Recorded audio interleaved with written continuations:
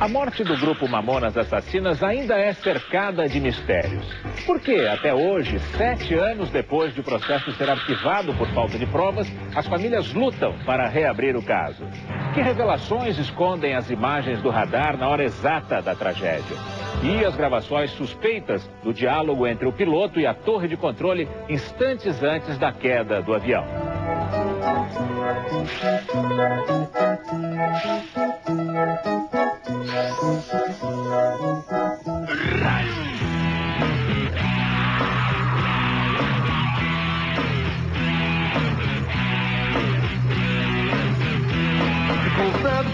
Os Mamonas foram lançados oficialmente em julho de 95. 6 meses depois, 50 mil CDs eram vendidos por dia no país. O sucesso virou o país ao avesso. Roda, roda, vira, solta, roda, vem, e passar a mão na bunda, ainda não comi ninguém. Roda, roda, vira, solta, roda, vem, esse raio de suruba. Mas foi aqui que a história dos meninos de Guarulhos teve início. 3 anos antes dessa gravação, neste mesmo lugar em que Dinho aparece sentado, havia uma quermesse. Um pequeno palco estava armado. Bento e os irmãos Sérgio e Samuel formavam um trio. Esse dia mudaria a vida deles. Era final dos anos 80. Nestes 78 edifícios construídos décadas atrás, vivem mais de 15 mil pessoas. Uma cidade. Os prédios de nome Secap ficam ao lado do maior aeroporto do Brasil. Os rapazes conheciam cada palmo desse território. Nesse cenário cresceu toda uma geração de jovens, assim como os Mamonas, sempre na esperança de dias melhores. Muitos viram seus sonhos desaparecerem, como a imagem das asas dos aviões que se apagam na linha do horizonte.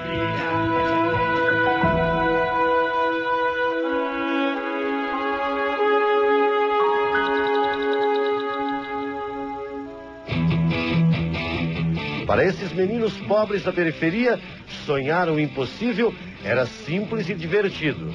Tinham ainda uma vida inteira pela frente. Os Mamonas incorporaram o sentimento dos jovens obrigados a trocar o sonho pelo trabalho duro. Uma questão de sobrevivência. Porque o bicho é baixinho, e é por isso que eu prefiro as cabritas. As cabritas têm seios que alimentam os seus descendentes.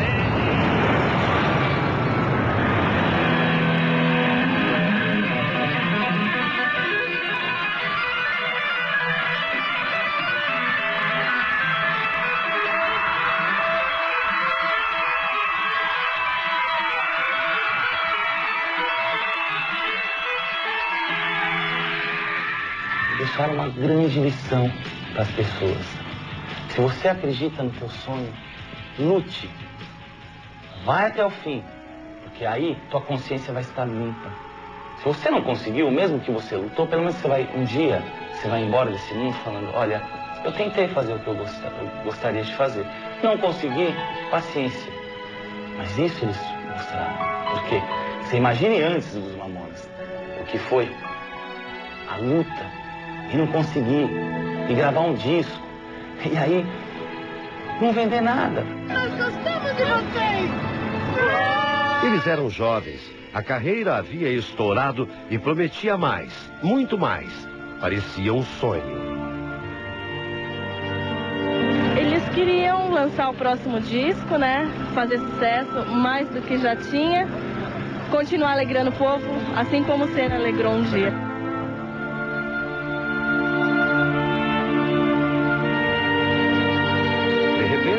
A morte levou todos os 5 integrantes dos Mamonas Assassinas de uma só vez. A notícia foi trágica.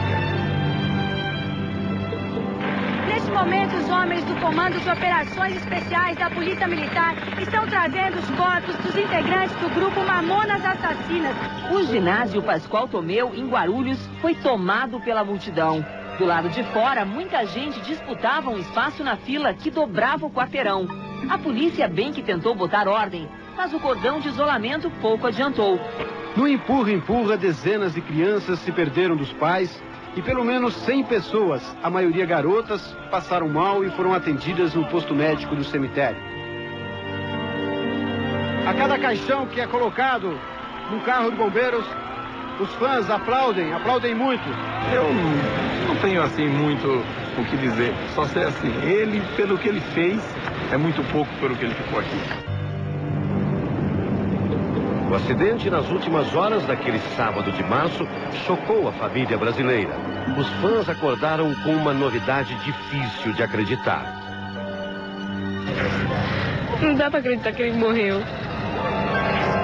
Fica lá, por favor. Sou fã da banda e tenho o disco dele, um CD dele, e vim prestar minha última homenagem que eles merecem. É uma pena, mas fazer o que? A vida é assim. O Brasil inteiro está de parabéns. Mas você imaginava? Eu acho que eles estão mais que felizes onde eles estão, vendo toda essa homenagem do povo. Muito obrigado, Brasil. Você imaginava que eles pudessem receber essa...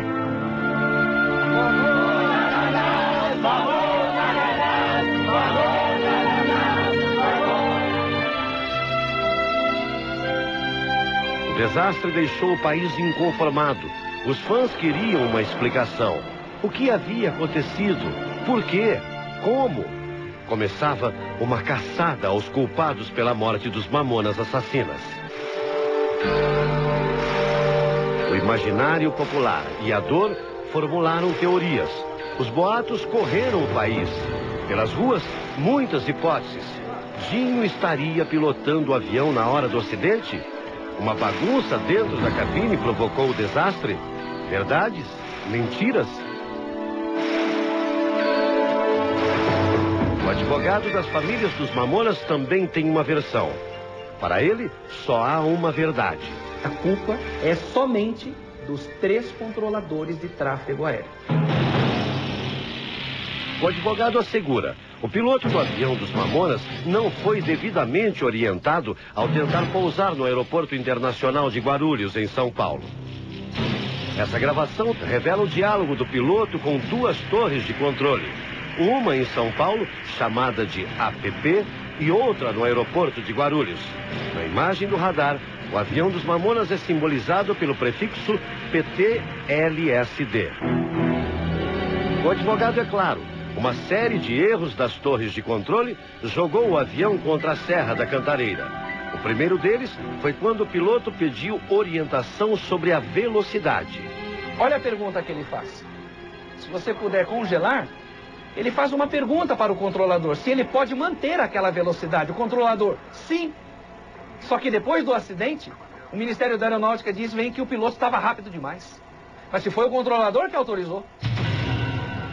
Baseado na gravação do radar, o advogado aponta o momento em que o piloto não consegue pousar e avisa que vai fazer uma manobra à esquerda para voltar à pista e tentar a aterrissagem. O avião arremete para o setor norte, em direção à Serra da Cantareira. Para os controladores, o piloto seguia no setor sul, longe do perigo da montanha. Na verdade, os Mamonas estavam no caminho da morte. Antes da reta final, para pouso, ele tem que, em caso de arremetida, orientar o piloto. Porque ele tem o radar. Mas nem esta torre e nem essa torre fizeram isso. Não alertou em nenhum momento do tipo negativo, montanha à frente, negativo. Nada disso foi feito. O erro fatal acontece agora, segundo o advogado, quando o piloto pede autorização para girar base, ou seja, retornar ao centro da pista e pousar, o controlador de voo manda o avião seguir em frente. Só que em frente estava a Serra da Cantareira. O piloto diz, afirmativo. 10 segundos depois, o avião desaparece no radar.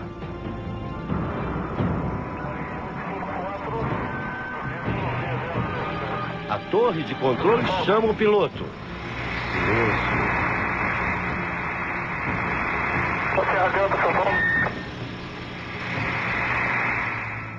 O controlador pede ajuda a um Boeing que aterrissaria minutos depois. O comandante tenta falar com o piloto dos Mamonas. Em vão. Não há resposta. Lima, Serra Delta, Varig 854, câmbio. Negativo, São Paulo. A torre insiste. Pergunta ao comandante do Boeing se é possível visualizar 3 aeronaves. Somente 2 responde o piloto. O avião dos Mamonas Assassinas havia desaparecido. Negativo, só temos 2 aqui. Pouco depois, o comandante do Boeing relata o pior. O que os controladores de voo temiam. Uma grande fumaça preta cobre a Serra da Cantareira. O 854 passou uma fumaça preta agora, bastante quantidade aqui. Isso passou uma fumaça preta, confirma? Positivo. A nossa reportagem procurou a Infraero, que administra os aeroportos do país. Através da assessoria de imprensa, a Infraero informou que não se pronuncia sobre o caso.